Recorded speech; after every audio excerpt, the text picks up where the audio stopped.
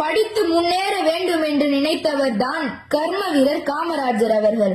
ஆனால் வரும் தலைமுறைகளை குடிக்க வைத்து அழிக்க வேண்டும் என்று நினைப்பவர்கள் தான் இந்த திராவிடத்தை சேர்ந்தவர்கள்.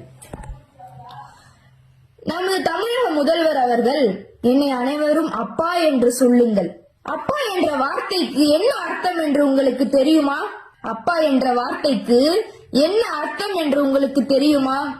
ஒவ்வொரு குழந்தைகளும் படித்து முன்னேற வேண்டும் என்று நினைப்பவர் தான் அப்பா. நீங்கள் அப்படியா நினைக்கிறீர்கள்? அனைத்தையும் வாய் வார்த்தையாக கூறக்கூடாது.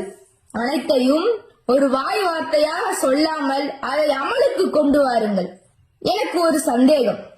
நேற்றைய தினம் திராவிடத்தை சேர்ந்தவர்கள் மும்மொழி கொள்கையை எதிர்க்கிறோம் என்று ஆர்ப்பாட்டத்தில் ஈடுபடுகிறார்கள். அதில் ஏன் காங்கிரசும் இணைந்தது? முதலில் ஹிந்தி வேண்டும் என்று சொன்னதே காங்கிரஸை சேர்ந்தவர்கள்தான். ஆனால் நேற்றைய தினம் மும்மொழி கொள்கையை எதிர்க்கிறோம் என்று திராவிடத்துடன் சேர்ந்து ஆர்ப்பாட்டத்தில் ஈடுபடுகிறது. முதலில் மும்மொழி கொள்கை என்றால் என்னவென்று உங்களுக்கு தெரியுமா? மும்மொழி கொள்கை என்றால் ஒரு குழந்தை 1 முதல் 5ஆம் வகுப்பு வரை நம் தாய்மொழியான தமிழை மட்டும்